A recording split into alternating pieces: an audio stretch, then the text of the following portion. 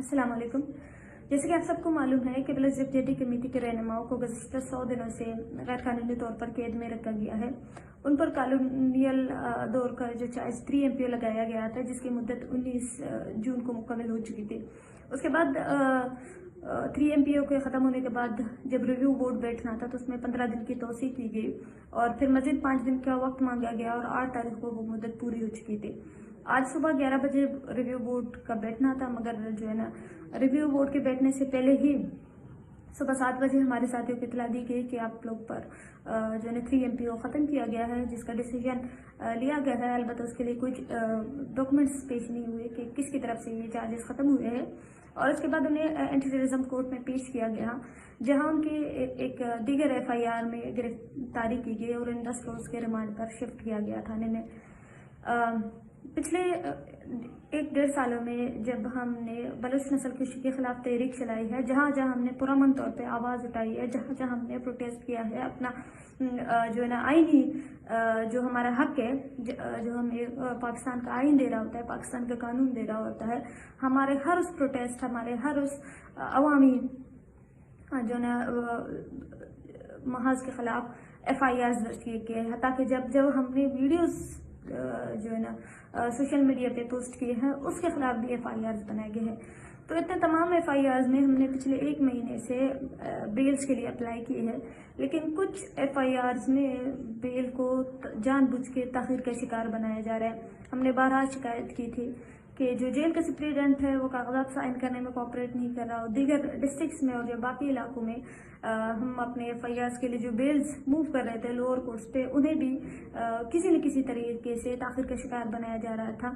और हमें यही शुबा था कि जब हमारे साथियों का 3 MPO ख़त्म होगा तो इन FIRs के तहत उनको गिरफ्तार किया जाएगा, और हमारा शक सही निकला। आज जिन FIRs में साथियों को गिरफ्तार किया गया है, उन FIRs में हम पहले से ही बेल अप्लाई कर चुके थे।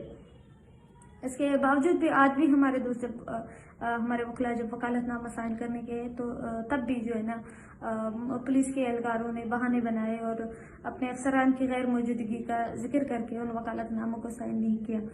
हम ये वाज़ह करना चाहते हैं कि आप जितने भी इस वक्त बलोच यकजहती कमेटी के खिलाफ क्रैकडाउन किए जा रहे हैं, वो तमाम चीज़ें बहाने हैं, वो तमाम चीज़ें बदमाशी हैं, इनमें कहीं भी कानून का इस्तेमाल नहीं किया जा रहा। तो ये चीज़ें आज खुद प्रूफ है। जब रियासत हमें प्रॉक्सी कह रही होती है, जब रियासत हमें मुसल्लह तंजीमों का अलाकार कह रहा होता है, उसी रियासत के पास हमें सज़ा देने के लिए कोई कानून भी मौजूद नहीं है। महज बदमाशी है, महज गैर कानूनी इक़दाम है।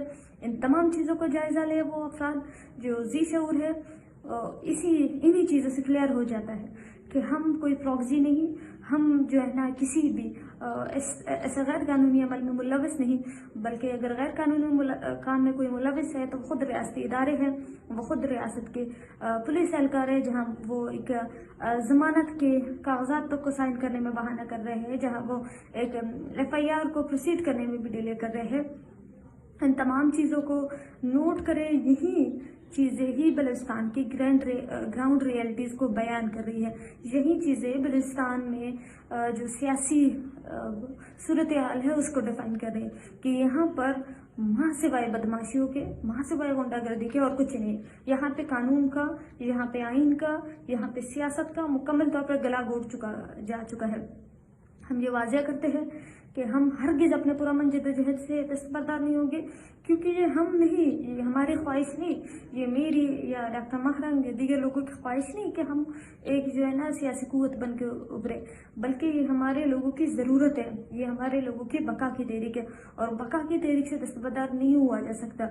अगर रियासती इदारे ये समझते हैं कि मुझे या मेरे साथियों को या BYC के दीगर अफराद को खामोश करके ये तहरीक ख़त्म हो जाएगी, तो ये बेवकूफ़ी है, ये इंतहाई हमाकत वाली सोच है। 10 लोग आज आप खामोश करोगे 100 कल उठेंगे, 100 खामोश करोगे तो 1000 उठेंगे। ये तहरीक हर किस खामोश नहीं होगी, ये तहरीक इस समाज की ज़रूरत है। आप समाज की ज़रूरतों से उससे सेपरेट नहीं कर सकते।